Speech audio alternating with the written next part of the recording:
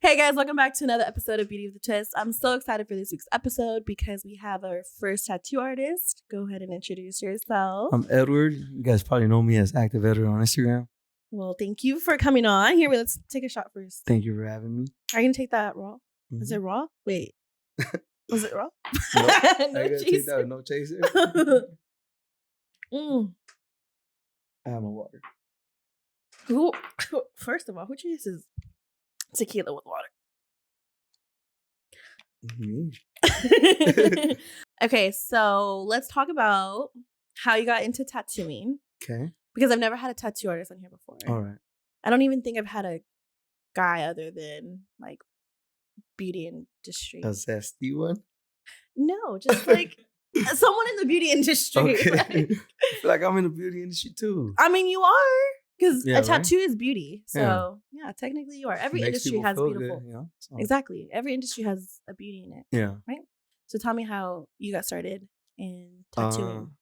Well, I feel like I've been an artist my whole life, to be honest. Like, since I was little, feel me? I was always drawing, coloring. I remember actually when I was like in first grade, second grade, I'll be in class like making a list of the tattoos I'm gonna get when I get older. How old were you? I was probably like 6 years old, 7 years old. you were 6 I years had old? an attraction to it from an early age. I just remember, you know. Mm-hmm. But I wanted to start when I was young, like a teenager. But I had a couple obstacles. So the way I honestly got into it, I remember I was away for a couple years, and the whole time I was away, like I was just focusing on my art for me, trying to better myself every day. And I came back, and I actually was working at Starbucks. I was working at Starbucks for like almost 2 years. And I was like, this just ain't it, you know? So you know how to make coffee really good. I know I make good coffee. But yeah, and I remember one time I had asked for a transfer and they weren't giving it to me. Mm-hmm. So I was like, you know what? I should just leave now and start my career, you feel me? And I had like $600 to my name. And I was like, I'm gonna just put all that towards my equipment and just not look back. And I did just that. So you never like tattooed anyone? No. But I feel like I felt comfortable enough to do so because I mean I already had a bunch of tattoos since I was young. So I feel like just from watching, it's kind of like hands-on learning. So your first client let you do whatever, or did they have? Oh no, they let me do what I felt comfortable doing, you know? So just like all black, not necessarily any shading, Mm-hmm. you know? Yeah. Looking back at that tattoo, like what do you think? I think it was a great first tattoo. Really? Yeah. What was it? It was a hand and it had a joint in it. And then on top it said High Life. Okay. Yeah. Okay, where was it at? Because I know some On the parts, thigh. right? It was on the thigh. Okay. Some Yeah. parts are like harder than others, right? Yeah, definitely. There's like the ribs that can be hard, or It depends on it plays place. a big part in it. Okay, because I know a lot of, I don't have tattoos, but You don't? no, I do. Oh. But they tell me like if I wanted a certain place, I can see them trying to convince me not to do it there. Right. Right? I mean, sometimes that's just a professional opinion. You know? Yeah. Because people like they go on Pinterest and they see something they want. That was me. Checks out. Yeah. I would be like, okay, I want this. And then they... Small tattoos for girls. Yes. And if you see all my tattoos, there's no shading. There's just like line work. So they'd be like, okay, yeah, it's not going to look good there. It's okay though. Yeah, I'm not into that type of, Yeah, what stuff. do you get a skull and a rose? Fuck. No. Okay, so you started tattooing at what age? 18. Okay. So what really introduced you to that though, other than like you being into it when you were like young and... I mean, some of my friends are already tattooed. Mhm. I already had friends in high school that tattooed. And that was a big like... Inspiration. and motivation. Definitely, for sure. Because, I mean, not that I was comparing myself, but sometimes I caught myself asking, like, man, I should have been done it. You know? Until I actually got it done. Yeah. But that played a big factor in it, you know? Yeah. And I mean, all the homies were tatted, and so... As far as now, you have your own studio, right? Me and my friend, me and my brother. And how is it going? Like, It's going great, honestly. It's a blessing. Yeah? It's a blessing. Because you've been through a lot. Yeah. So like being where I'm at, even when I feel like I'm going through it, it's like, come on, these problems don't compare to what I've been through, you know? Mm-hmm. So, But I felt a lot of people that know you misjudge you, right? 100%. But I feel like it's okay. It's only human. Yeah. People You know? judge, right? But I feel like they have like this misconception of this bad guy. Well, I don't think it's a misconception. I feel like they're just going based off of what the person I used to be. Oh, okay. You know, but it's like, for example, like me, like I don't really come out like I used to. So it's like, if you don't know me now, if you know what I mean, like you might have known me then, but you don't know who I am now. Yeah. You know what I mean? So you knew who I was, but you don't know who I am, the person, how I've matured, grown up. And what do you feel like what you went through really, you know, molded me? Yeah. 100%. Like not molded you, but more of like, yeah, you could say that, like changed you. Yeah. I feel like you learned from it. It's what I had to go through. Like it's my testimony. You know what I mean? It's my trials and tribulations. And it was already written in stone. I mean, you know what I'm saying? Like, I mean, yeah, we have free will, but like it was already written in stone. Mm-hmm. You know, there's no coincidences and no accidents. Everything I went through, so that I was supposed to go through. Yeah. So and at what age was that? Everything that you went through? I mean, it started from the day I was born, I feel. It's like I wasn't born into like a mentally, financially stable family, you know? So it's been a roller coaster since the gate. You know what I mean? Mm-hmm. But what about like with you? When did I start my own issues? Yes. I mean, I think that's what we want to know. I mean, I've been going to therapy since I was like in first grade. You know? And the therapy, there's nothing wrong with him, you know? Yeah. But I think like when I started making my own decisions and I started bringing my own problems that were brought upon my actions, and I was like 12. I was 12 years old. 12. I stole a cop car. You stole a cop car at the age of 12? At 12 years old, I stole a cop car. A sheriff's car. And how did you steal I was with one of my friends. He wasn't even my friend, actually. I just met that man 2 days before that. I had just met him. Oh my gosh. And Donnie, shout out to Donnie. But I remember we was actually, look, I was gonna go to the mall and kick this girl. Back in the day, the Mills was the spot. Oh, you know GameWorks. Hey, GameWorks. GameWorks. If you know, you know GameWorks. In front of AMC, everyone with big hair would be chilling outside. Hey, I never had big hair though. So okay, I did. So what are you trying to say? I was one of those girls. Gotham City. Hello. Cloud9. Oh my God, matinee. Yeah, that was the spot. But anyways, I was supposed to meet up with this girl, and I had asked the homies if they wanted to come with me, and everybody was like, "Nah, I'm straight." And he was my homie's homie. And then he was like, "Does you have a friend?" I was like, "Yeah." He's like, "I'll come with you." So we was at the mall, we was, hanging out, dude. And when everything was all done, when we was going back home, it was like 1 a.m. So it was like we couldn't get the bus back home, And we just started mobbing and we just started walking. And he lived probably like a mile or two away, and his neighbor was a sheriff.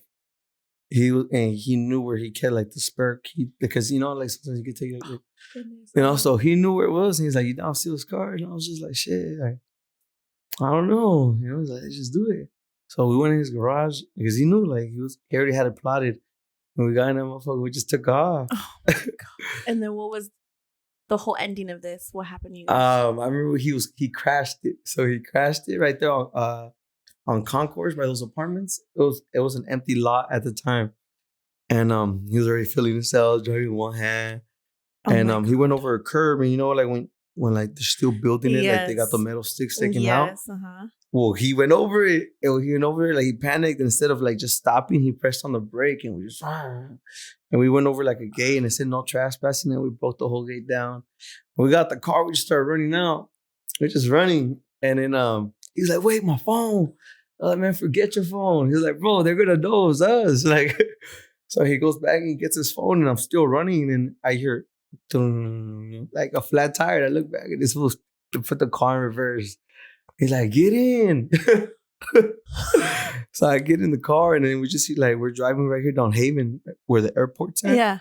So that's a long drive. Yeah, it is. It's like a quarter mile before you hit the next light. So we can't turn. We gotta just go straight. You know what I mean?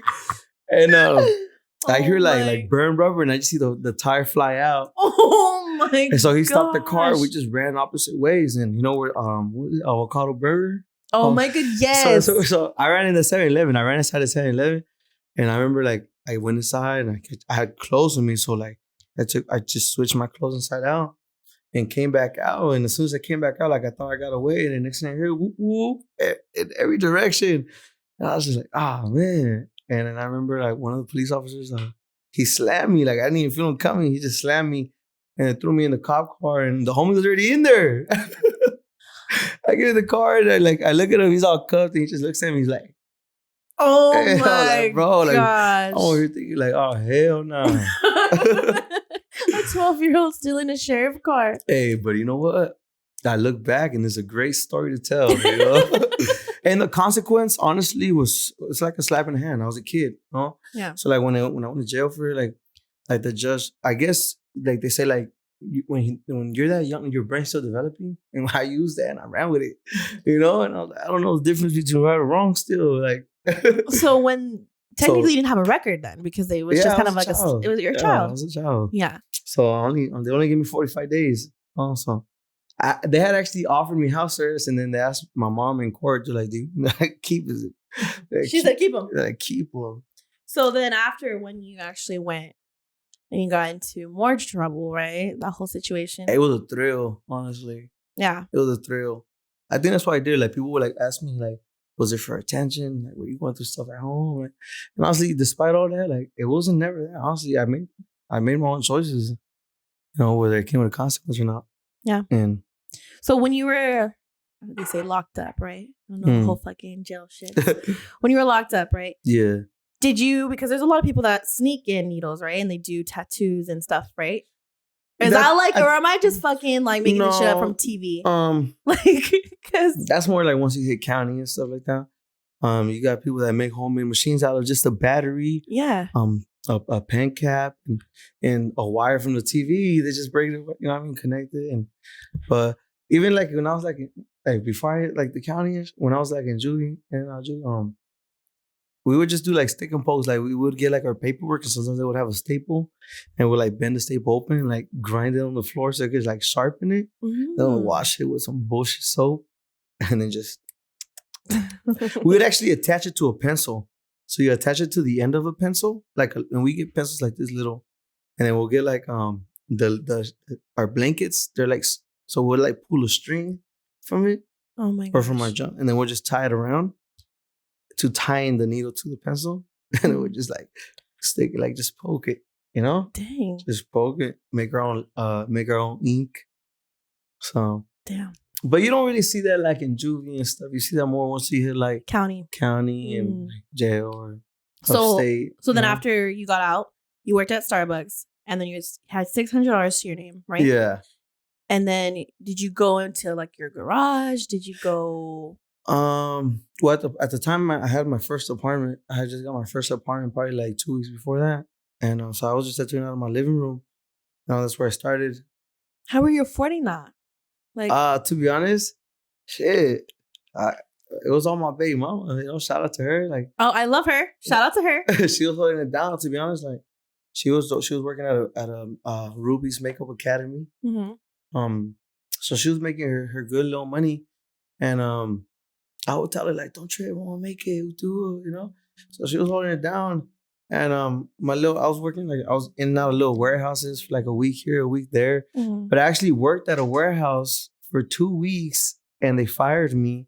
So when they fired me, they gave me those 2 weeks check and the following week's check because I had already worked it.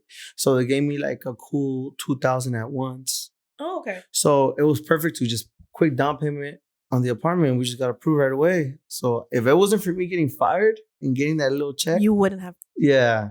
And I told myself like, fuck it. Once we get in, we in. And now I just got to figure it out after that. Building your clientele, was it hard? It's still hard to this day. You know? Because, I mean, shit, we all going through a recession, you know? So, no, because, yeah. Do you think this industry will ever die, though? Never. Ever. And let me tell Even though, like, the recession is really bad right now, You know what? Let me tell you something. No matter how broke somebody is, they still care what people think about them. As sad as it sounds. So you always want to look good. Unless you just truly don't care. But at the end of the day, look, we could be going through it and you still going to do your makeup. Mm. I mean, still going to go get that haircut. You know what I mean? So you want to look good, you feel me? Because you feel good and you do good. Yeah. So it'll never die. even when we reach a point like even when we're down bad, because I think we're down bad. You know, eventually everything's gonna be ran by a robot. Like, for example, no, let me explain what I mean by that. You go to a Denny's in downtown LA, a server is not bringing you food anymore. It's a fucking robot. They put it on a fucking little robot that's on wheels and they roll it to you. That's true. So that means a lot of servers just got put out of business. Yeah. You know, eventually you're gonna go to a warehouse, everything's gonna be pick and packing by a machine. You know what I mean? You can go to Starbucks, you're gonna put what you want, the machine's gonna make it for you.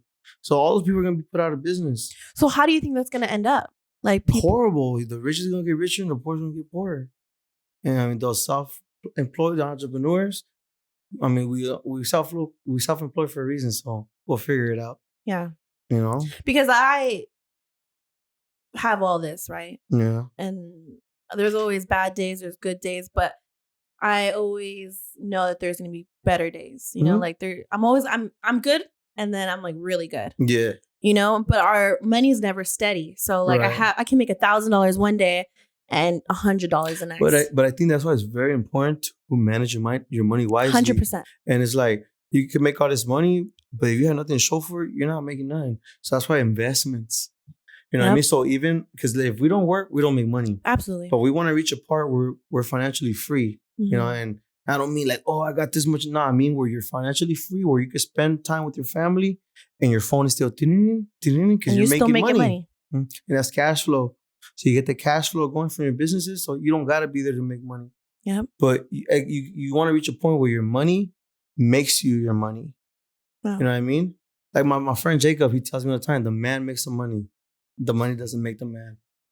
Period. It's true, you know? Yeah. So do you think you're doing good for yourself right now? Like with even though like it's hard to get clients and like, how do you think it's going for you as of today? So you just got a new car.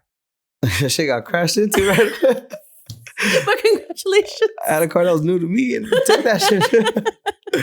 Hey, but you know what? I look at it like it could have been worse. Yeah. And what if I had, you know, because it was 4th of July. So like, what if something worse had happened? You know what I mean? Mm-hmm. So I ended up Ubering to my destination instead of driving my car like I was supposed to.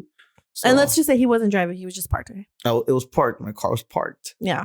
Yeah. But something worse could have happened. Absolutely. Yeah. But to answer your question, I think I'm doing great. I mean, compared to who, it doesn't matter. I think for myself, I'm doing great. What goals do you think you've reached so far tattooing other than you got your spot? What's something else that is a big goal that you have for yourself? I mean, I feel like when I first started, everything that I have right now, I envisioned it. So it's like I'm living the life I once prayed for. You know, even if it's not fancy, I don't have the best of the best. Like, you know, my worst day is someone's best day. Yeah. So I feel like I've reached. I mean, everything I wanted to do, and it's not even I haven't even started yet. Like, it's not even the beginning yet. You know what I mean? Like there's so much waiting for me, and I'm just working towards it. Yeah. You know, like a tattoo shop. No, not a tattoo shop. I prefer a private studio. Oh, okay. You know, but like there's a huge tattoo shop that I know. I'm not gonna say it, but you know, can we say it? Can we blurt it? No. That make fucking money. Yeah. Right. But at the end of the day, like it's not all about that. 100%. You know what I mean? Like he can blurt it. I think it's just a big manipulation. I think it's a manipulation. You think tattooing is a manipulation? No. Certain parts of it. You know what I mean? Like the community. For example, like there's people who they're doing it big. Like man, like you look at them, you're like, that's what it's about. You know what I mean? But like I feel like what comes before, like for example, like if you're the one doing that tattoo, you're the one making that money, you should be able to take that home with you. You know what I mean? Nobody should be able to keep some of it because they didn't do the tattoo. You did it. Yeah. But then they think it's their name that is like you're going to that person's. Hey, what happens today tomorrow when Instagram goes down? True. What name? Yeah. But that's what it is, though. That's what they think, though. You're going to go on Google and Yelp, the closest shop to you. Yeah. You know? But they're probably thinking like, okay, you're working here. You're working under me. My name is already huge in the industry. So you kind of are like. But you know what? That person made a name for himself. So can you? Yeah. You know what I mean? It's like the point of us working for ourselves is to work for ourselves, not for somebody else. You know what I mean? And I get it. There always got to be a leader. There always has to be a head honcho. But you know what? You're only as strong as your weakest link. You know what I mean? Like, I don't want to work for you. I'd rather work with you. Period. You know what I mean? And that's the difference. Like, yeah. So like, you go to a shop and like the shop owner wants to disrespect me. Like, hey, big dog, like, we're equal. Yeah. You know what I mean? We're all paying the same amount to keep the shop, you know, the lights on or whatever. Yeah. You know I feel like you. But that's something I learned through who I work with. You know, he's been a great teacher to me. Like you went under his wing. Yeah, because he took a chance on me. When all the doors were closing on me, I knocked on every door closed, and he opened his he opened his garage for me. You know what I mean? Like he took a chance on me. And it's been great. I wouldn't change a thing about it. And that's who you're working with now. Mm-hmm. And even though he's in charge, even though, you know what I mean? Like, he still treats me equal. Just as good as, you know what I mean? Yeah. He respects my decisions, my opinions. And that's why there's a saying, I've said this before, like, don't ever bite the hand that feeds exactly. You know what I mean? And that's with everything. That doesn't even apply to our industry. Yeah. It's with everything, you know? Because, man, I feel like I fed a lot of people and still trying to steal my food. You know? Same. I'm like feeding. I'm like, bitch, I'm tired of feeding you. You just saw me cook that shit up. You try to take off my plate, you know? But yeah, it's also part of it. Yeah. So now, so how old are you? 24. Okay, so you started tattooing 18. Yeah. So how many years is that? 5. 6. Well, it will be 6 in April. So this April coming up, it'll be 6. Have you had a person in all of your 6 years saying, "Hey, Edward, I don't like this tattoo"? Not in front of me. Oh shit! Behind your back. Yeah. Oh shit. And like, you know what? I guess I understand where they're coming from because I came at them foul too. But I remember when I did it, I had just started, and prior to me doing the tattoo, it was a very small tattoo. I offered to do it somewhere else bigger. Oh, so you had already offered them. So it could be more detail, you know what I mean? Mm-hmm. And I mean, I was probably like a year in, and they trusted me with a pretty meaningful tattoo. And the person seemed excited. Like when I was done, they're like, "Send me those pictures." Like they loved it. Mm-hmm. And then like a month later, they reach out like, "Hey, everybody says that the tattoo shouldn't look like that." And I have pictures of it fresh and healed, you know? And he's like, "Can you cover it?" I'm like, "Yeah, I'll cover it." And then like I told her like, "I'll do it for this amount." Even then, it wasn't a lot. And then they're like, "Wait, you're gonna charge me?" And it turned to like a big drama thing, you know. And like they put me on TikTok, they shame me. No. But you know what? I did say something out of line. What did you say? No, I don't want to say it. Say it. Nah, it was pretty disrespectful. But I only said that because she started disrespecting me first, and I let her slide 3 times, and then I'll drag it. So I said something out of line, and it was pretty shallow. So it was a female. I wouldn't have said it now. I wouldn't, like the person that I am now, like I wouldn't have said it now. But at the time, I was like, "Oh, like she's testing me," and she's like, threatening me while paint, hitting up her little cholo homies and dropping my address, and So I started getting to that point. I'm like, "Hey, chill." But the homies told me, "Welcome to the industry," because I guess you got to get that client at least once or twice, But so you know, how did it end? It ended up being like it just died out. Oh, okay. It just died out. Did it go big viral on TikTok? And that made me a lot of money. Because you know what? Any publicity, good publicity. Oh, yeah. So, like, I remember, like, they'll be like, her homegirls were talking shit. And then they'll go on my page and start liking my picture and then they'll send their message. So, like... Oh, my God. You know, so... Sometimes that's why people get canceled. Yeah. To get caught from it. I'm glad I didn't get canceled. Shit. But good... Wait, what did you say? Bad Any publicity is good publicity. There you go. So, makes sense. So, what about... now that you're like, your pricing, right? So you started off like, I did tattoos for like $15, food, or just to even get the practice in. Mm-hmm. Food. Yeah, like the homie will be like, hey, tap me, I'll buy you food. I'll be like, all right, for sure, come through. Or some Lucille's or something. I'm fucking dead. You know what I mean? It's like your homegirl when you first started, you know what I mean? Yeah. And you were practicing, you know, I'm sure. No, yeah. I mean, my pricing was different. I mean, my pricing is I just want to know tattoo pricing. So it's depending on how big the pieces, the timing. Sometimes it's just, literally it's depending on, it could be depending on how big your name is. Like you were saying earlier, like sometimes it'd be depending on the experience the client will get and also placement, the reference, the detail, the size, or hourly or daily rates. How do you usually charge? Is it by the where it's at? You know what? Like I try to be firm on my prices, but I don't usually honor them. Like if I say this is my, but if someone hits me up, I'm like, yeah, slide through. Like, you know, slow motion better, no motion. So I'll take it. Yeah. You know, but there's like a lot of tattoo artists that I know that only specialize in certain things, right? Mm-hmm. So there's like, okay, like black and white. Black and gray. Really, there's like anime type, color, traditional, minimalism, right? Yeah, minimalistic, whatever, right? Yeah. How did you decide on like what did you want to do, like perfect? Well, what I wanted to get tattooed, you know, so I always wanted to get like not even certain realism, but just anything black and gray. I mean, so it's only right for me to do what I like, mm-hmm. You know, and since the option was mine, I picked black and gray. And that's like the hardest.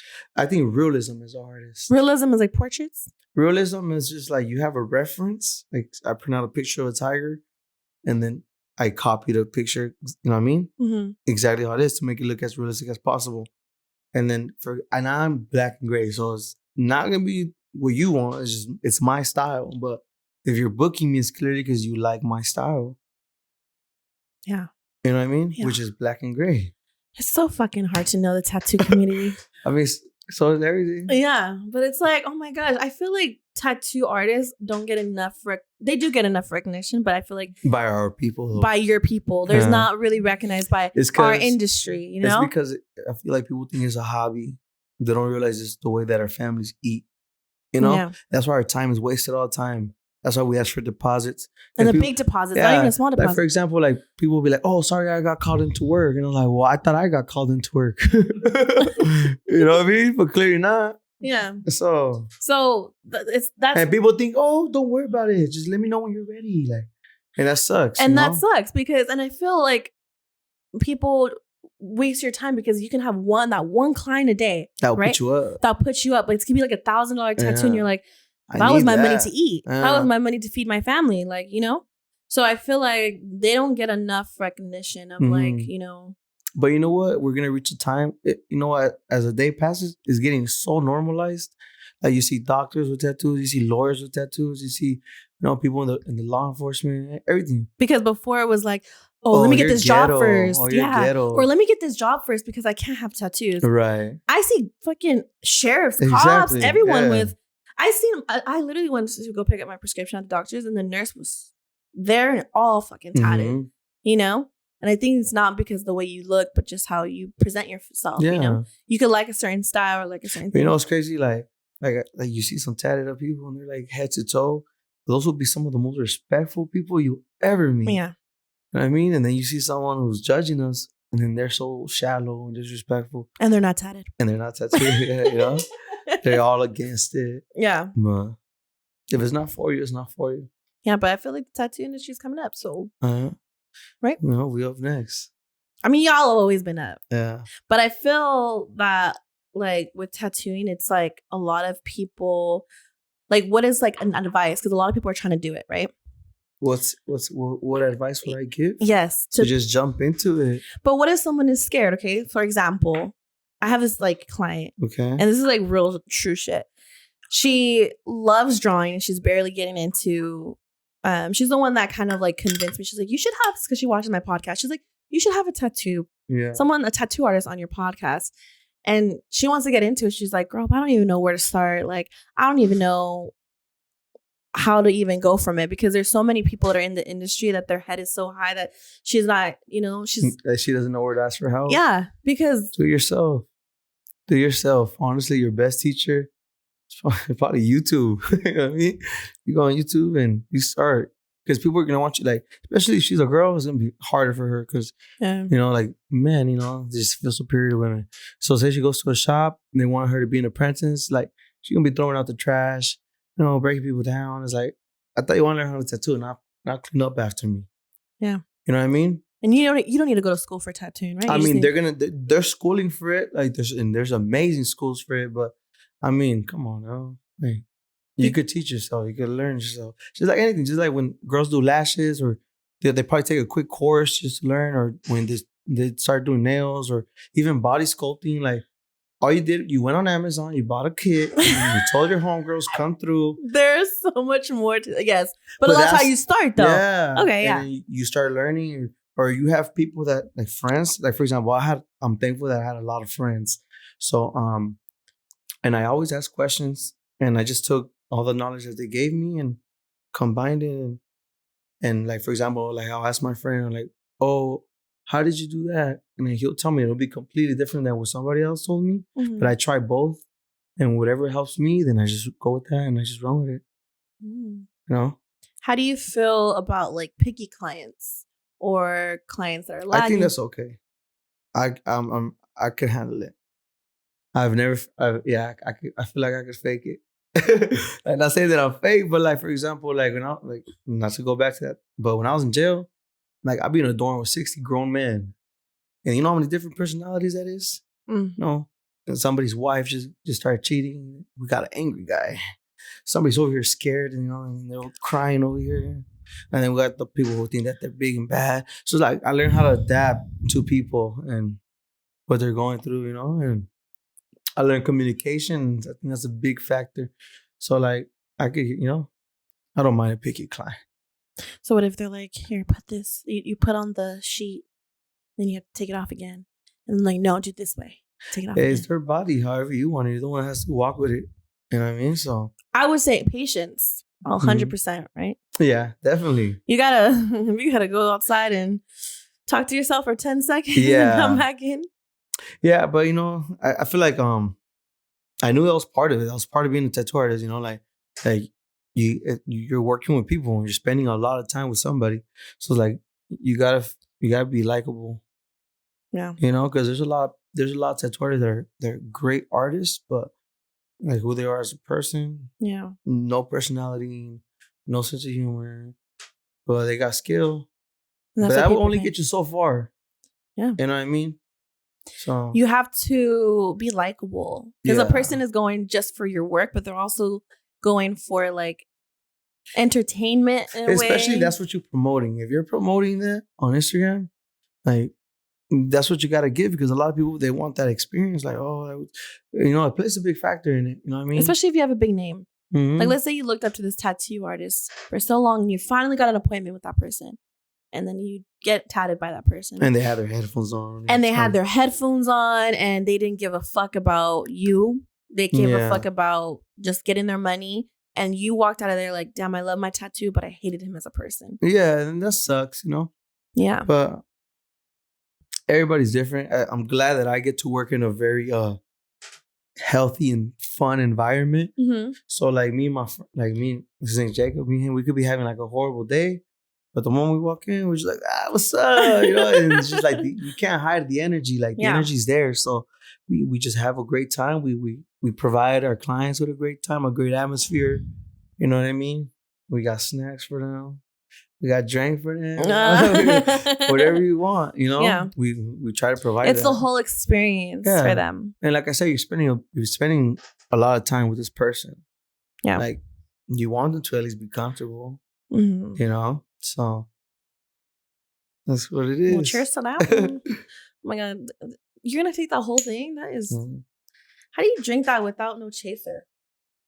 I have my water. Mm-mm. I love water. I love water too. It's good for you. Mm-hmm. Keeps you hydrated. Good for your skin. What's something, okay, like do you have any future plans? I have plenty. This year? This year? So my short-term goals. Yeah. Continue working on my health. So, continue moving forward with that. I want to get a new place. I don't really like where I live right now. Mm-hmm. There's nothing wrong with it, but you live alone. Mm-hmm. Okay. Yeah, I live alone, so it's like I don't be saying shit for 8 hours sometimes. Being there bored looking at the wall.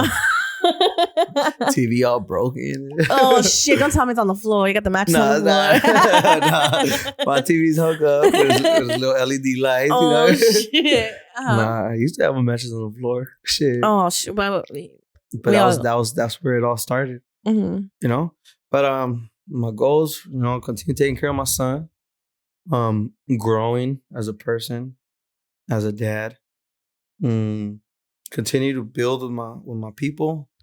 You know what I mean? Can't really say anything else. Like all my goals are non-tangible. Like they're not goals that you could like hold in your hand. It's just things I want to reach as a person.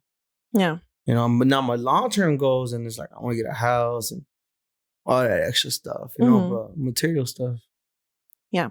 I want to go back into like something juicy really quick. So back in the day, right? I've known you for like over 10 years. A decade, right?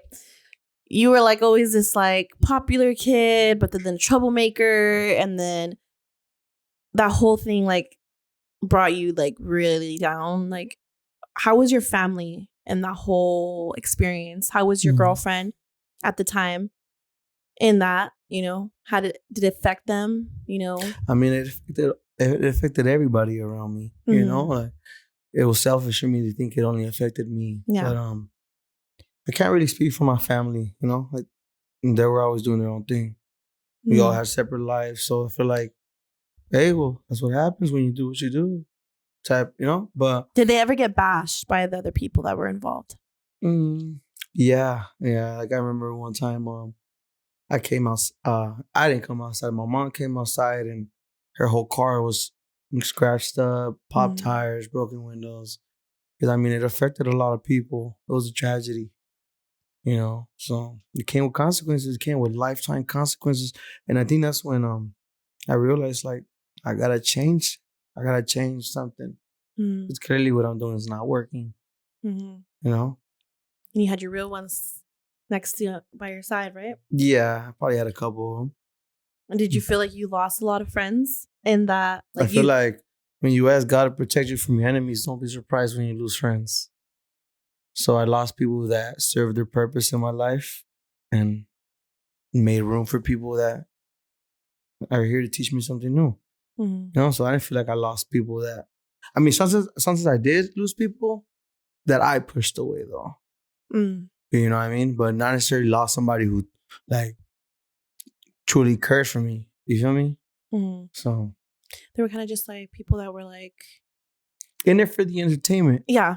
You know what I mean? Like, oh, let's go act it. Oh, he probably got a G-Ride. Oh, he got the crib. He's gonna throw a party tonight. Oh, And now that you're out and now that you're doing big things and you're big in the industry, do you think that they're coming back? Like, do you see them sometimes? Sometimes. Do they ever want to get tatted by you? Yeah, and I show them love. Just for old sake. It's not like I'm too good for anybody. Yeah. You know what I mean? Like, at the end of the day, it's how you treat people that I feel like raises your value as a person. Yeah. So, but yeah, like I had homies and I had like, people that were always around only when I had something exciting. Because I remember when I was homeless or sleeping in the car or, hey, dog, you think I could come sleep over? No. Like, what you mean, dog? Like, yeah. But when I got the spot, like all of a sudden, So, yeah, but now, that's okay though. It's okay. Like, I'm not mad at them. I'm not mad at anybody. So, because look where you are. Yeah, and at the end of the day, like it teaches you lessons. You feel me? Yeah. But I feel like I'm reaching also a place where like lessons are never losses. Never. But I'm reaching a place like, for example, like right now my circle is so strong. It's as strong as it's ever been, and only the people that made the cut made the cut. You know what I mean? Mm-hmm. So it's like for example, like I just got a new number. You feel me? So like you can't call me. You can't. That means you're not. You can't. Yeah. You know what I mean? Like DM me. You have me on Instagram. Yeah, because like you have the wrong people around. That could take a toll on you. It could take a toll on your energy. Like the vibe don't lie. You feel me? And if you're around envious people that want that's dangerous. That's dangerous. Yeah. And right now, I feel like all my team, like we all want to see each other succeed, win. And it's like, it's one thing to want to see someone do good, but not better than you. You know what I mean? Mm-hmm. But all my friends, they want you to eat too. We all want to eat. You feel me? And we all teach each other how to fish. So when we're at the table, there's no reason why you don't got to play.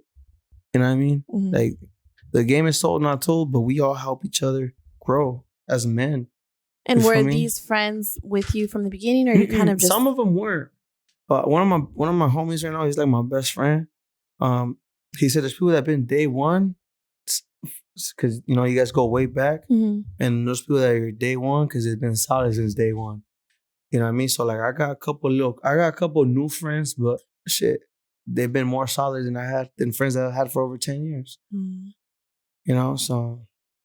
You gotta keep it. Some people wish bad on you because they want the life that you have. And we could all have it, though. Like, we can do it together. Don't everything is a competition. But that's every industry, though. Yeah. Yeah, 100%. Every industry. Yeah. Tattoos, barbers, hair. Hey, but you know what? Sometimes you gotta help your homie through the window so you could open the door. You know what I mean? So don't be afraid to uplift your friends. You know what I mean? And something so simple as a share could go a long way. Yeah. And especially now, like, that's the way people show love. Mm-hmm. Like, we're not in high school anymore where we see each other all the time, or, you know, like, so our community is honestly like our Instagram, our social media. Mm-hmm. You know what I mean? That's how I see how your kids are doing. That's how I see how your business is going. That's how I see your problems, you know what I mean? On Instagram. Yeah. So it's like, when you don't show love on Instagram, but you're watching, it's like, what are you doing, babe? You know? Yeah. Or like, you kind of have people on Instagram, like, maybe not the people you're close to, but the people that, like, you check in on sometimes here and there. You're like, hey, I just seen you had your daughter, your son, or whatever, you know? Yeah, like, one of my closest friends, he's not on social media. He's not your social media. He has like 100 followers. Like, but you know what? And he checks up. He calls me every day. You know, like, I have his Hulu. You know, like, you know what I mean? Like, shout out to him for the Hulu. Hey, shout out to my boy. My boy. You know what I mean? But you know what I mean? It's just nothing but genuine love. You feel me? And that's what I'm saying. Like, it's understandable when I know you're not on Instagram every day because you're working. But when you know what I mean? When you're on there. But, you know? Yeah. And it's a lot of people. Yeah, social media is a huge pack though into having a business. Yeah. Because your Instagram grew, right? Did you always have this Instagram? Was it the same Instagram? You know what? No. I had an Instagram. I remember because I had you. I had a poppin' Instagram. My Instagram was popping, and I remember I went away for a couple years, and then when I was away, it got deleted. Oh shit! So I was hurt. I was like, damn. I remember I had that Instagram. You took pictures by the park. Yeah, you remember my little pretty boy pictures? Oh, yeah. But I had my Instagram is not big at all, to be honest. But I feel like it's not that I have a big audience, but I do have the right audience. I think you have the audience that you have, like, what is it? Oh my god, it's like people that actually, like, what's the word I'm looking for, Marlo? Like, people that actually, like, if you tell them to follow, they'll follow. Like active. There you go. You have active followers. Yeah. Right? So people will listen to you because they're like... I mean, I feel like it's very intimate with my followers. And even, like, the people that I follow back, like, 95% of the people I actually know. You know what I mean? Mm-hmm. So it's like when someone be like, hey, follow back. And I'm like, it's not even then. Don't take it personal. It's just like, I don't know you. Like, yeah. You know, and then I do follow people back. I'm like, oh, hell no. Like, why did I follow this guy? Yeah. You know? And you're like, fuck, I gotta unfollow him in a couple days though. Yeah, and then I feel bad though, because I feel like they'll think like, he's stuck up, or he's this, or he's that. Like, my Instagram is very intimate. Yeah. You know, it's like, and people tell me, oh, so to make a business account. I was like, nah. I'm the face of my business. So it's like, that. That's why you have, a lot of people like to see your personal life and like to see you and your work. That's why a lot of people don't really have business accounts. And even then, like, I don't post my personal life. Like, honestly, I post, it's all Instagram.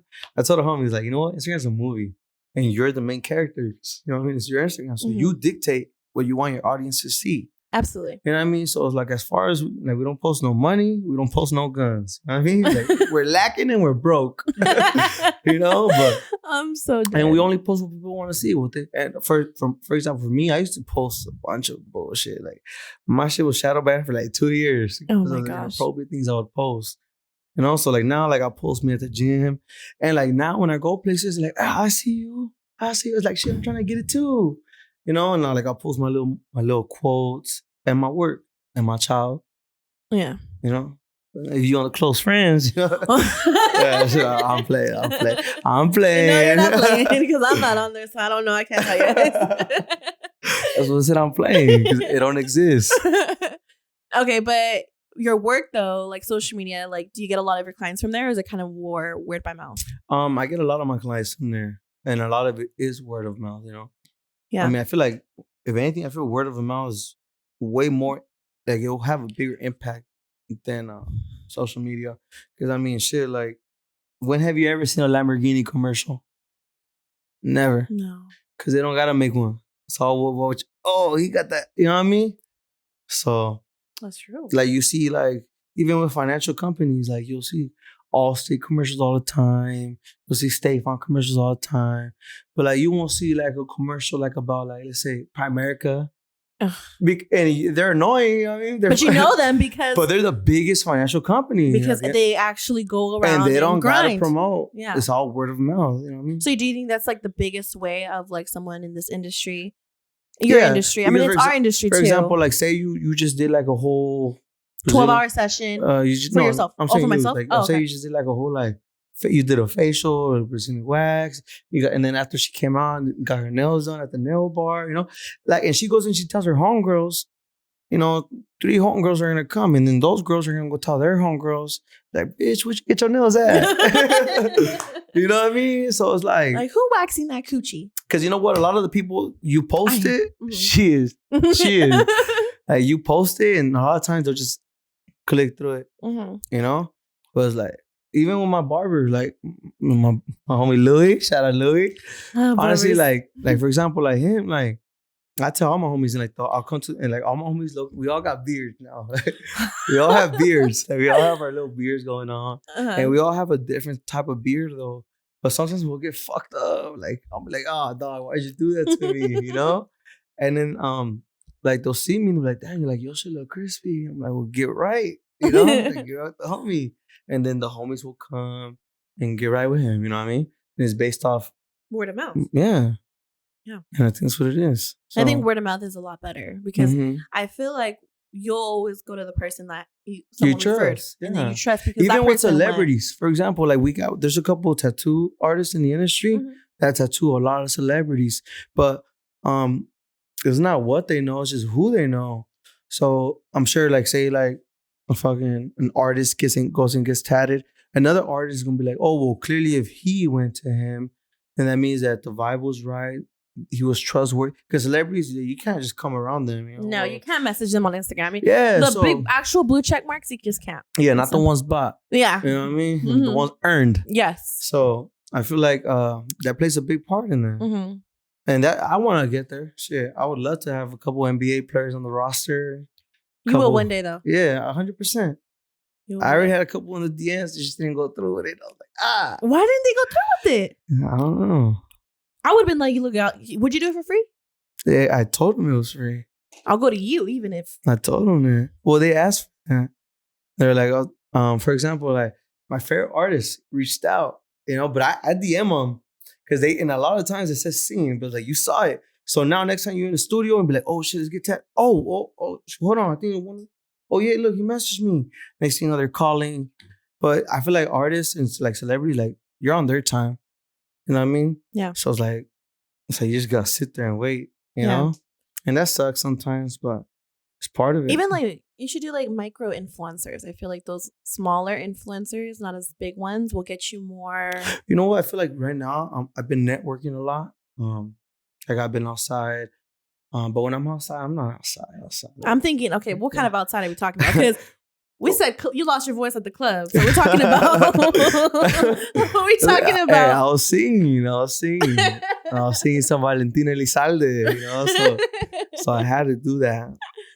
But you know what? Being outside, for example, like say I go to like a local bar, like a club in LA. And I come back with 50 followers just one day. Say I went on a Thursday. How the fuck do you come back with 50 followers? Well, we talking to everybody, like, and people are sharing you, and everybody's tagging you, and the people, their audience is watching, and they click on your profile like, oh, he looks lit. follow.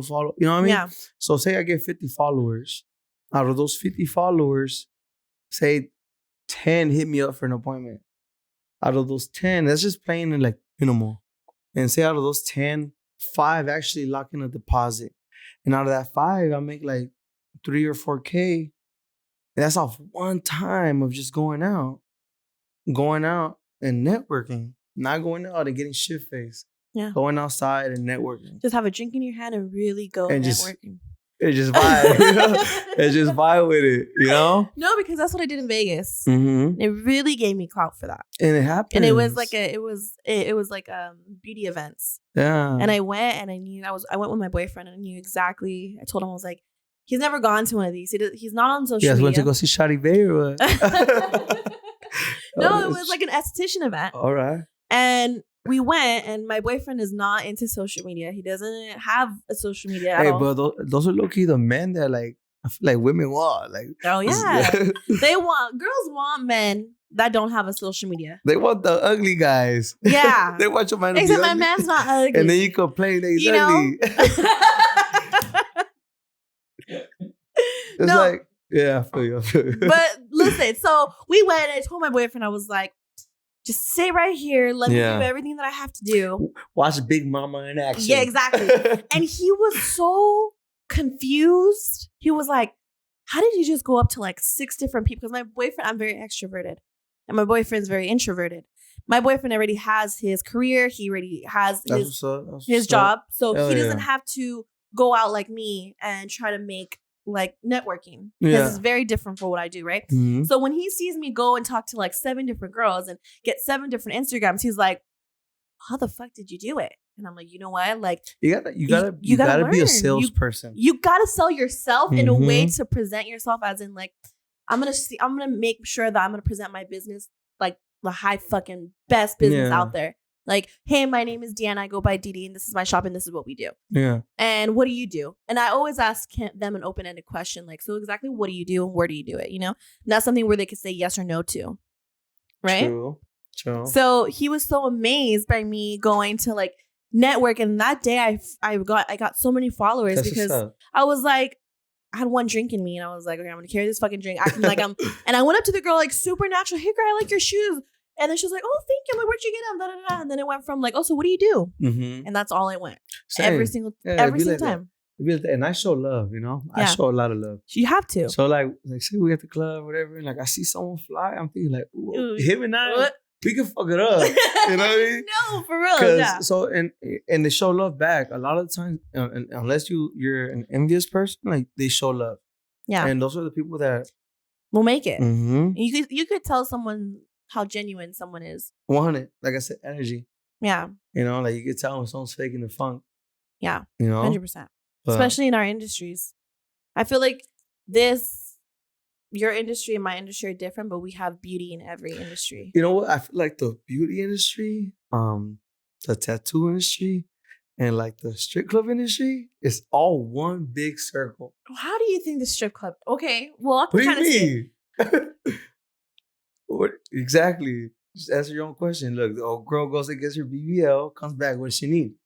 She's gonna need her aftercare. Who she gonna go to? The girls are gonna be like, we're gonna be ripping that ass. Yeah, you know what I mean? And that's the beauty industry. Yeah.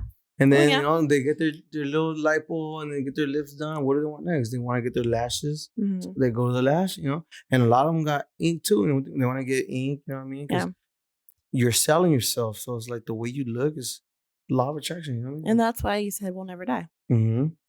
But I feel like we do have slower months, days, right? Yeah, that's okay. Do you feel like you have like a slow month where, like, did you, for example, for me, I have like my website and stuff. So we kind of do like how we did last year around this time. And it was like really bad. You know what? It fluctuates. Like, for example, like when it's like the end of the year, it slows down a lot because, I mean, it's holidays and people are saving up for the holidays.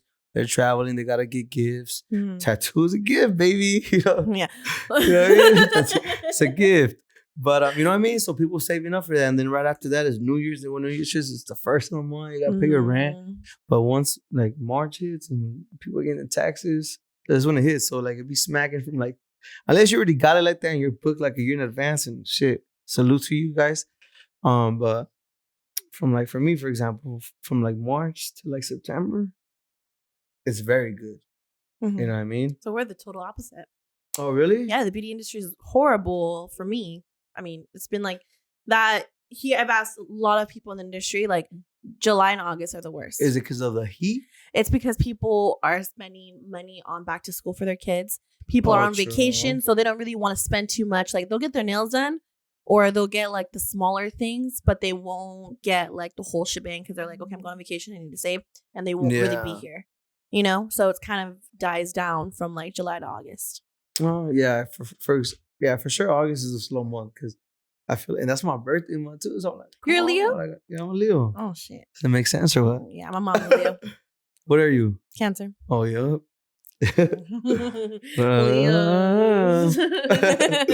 But yeah, okay. So anyways, yeah, in August it slows down because it's very hot and like, nobody wants to deal with a peeling tattoo and sweating your ass off.